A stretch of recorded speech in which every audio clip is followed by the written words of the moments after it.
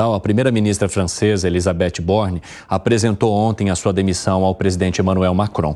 Ela estava no cargo desde maio de 2022. E Macron já escolheu o substituto, que é Gabriel Attal, que aos 34 anos de idade será o primeiro-ministro mais jovem da história da França.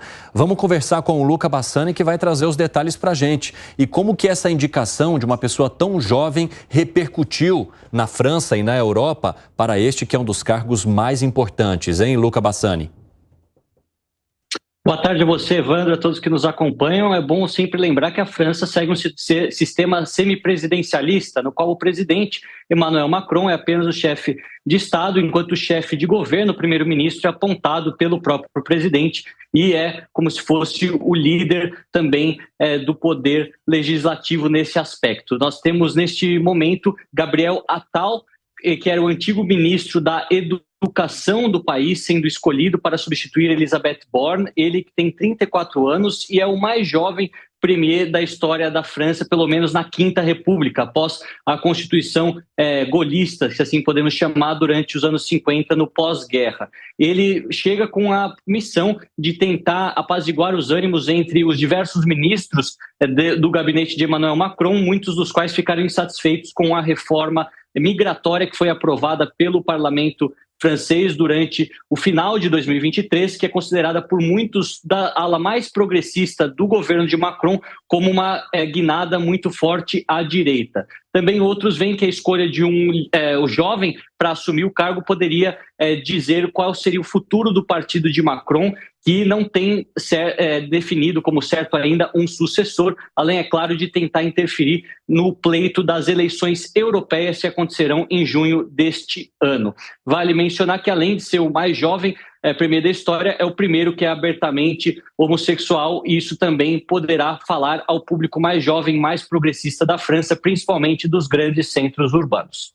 Muito obrigado pelas informações, Luca Bassani. Deixa eu fazer um giro rápido aqui com vocês. Como é que vocês veem a indicação deste jovem de 34 anos para esse cargo de primeiro-ministro na França, hein, Luiz Felipe Dávila? Olha, eu queria pegar um ponto que o Luca Bassani trouxe, que é muito importante para entender a natureza do sistema político francês. Nós temos lá, então, o semipresidencialismo, ou seja, o presidente da República escolhe o primeiro-ministro. E qual é a vantagem disso? O primeiro-ministro toma conta de todos os assuntos de governo.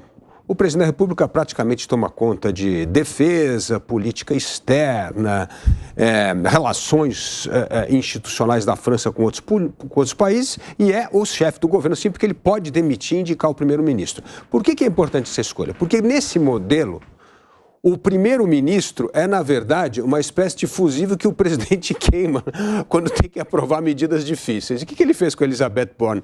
A Elisabeth Borne enfrentou duas votações extremamente impopulares, que, na verdade, teve que apelar para uma espécie de medida provisória para aprovar, que foi essa lei de imigração, que bem mencionou o Luca Bassani, e a segunda foi a reforma da Previdência, foi aquela que parou a França, porque tinha que subir um ano a idade da aposentadoria.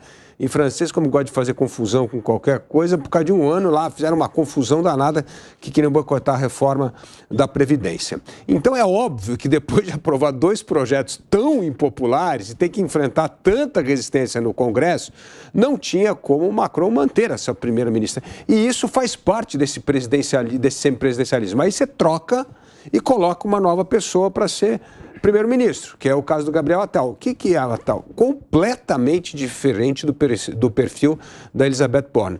É um jovem carismático, foi ministro, ainda é ministro da Educação, e, além de tudo, tinha sido porta-voz do Macron no tempo da pandemia. Então, ele era sempre a pessoa que tinha que fazer as declarações oficiais do governo durante a pandemia. Então, ao apostar numa pessoa mais carismática, já é Macron tentando criar uma aliança política mais ampla para a sua sucessão presidencial. E essa sucessão presidencial, ao colocar Attal como primeiro-ministro, ele não será figura, porque tem sempre um desgaste muito grande sendo chefe de governo.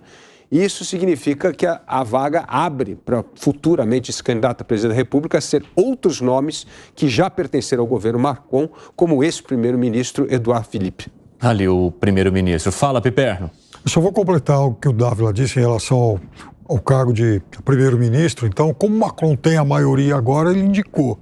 Então, mas a França já teve as coabitações famosas, enfim, Mitterrand e Chirac, por exemplo, a mais emblemática delas, né? Porque eram dois gigantes. Fez a mesma coisa. Usou o Chirac para fazer as reformas que os socialistas não tinham coragem de fazer e que faz parte do jogo do semipresidencialismo. E naquele momento, né, Dávila, dois gigantes, né?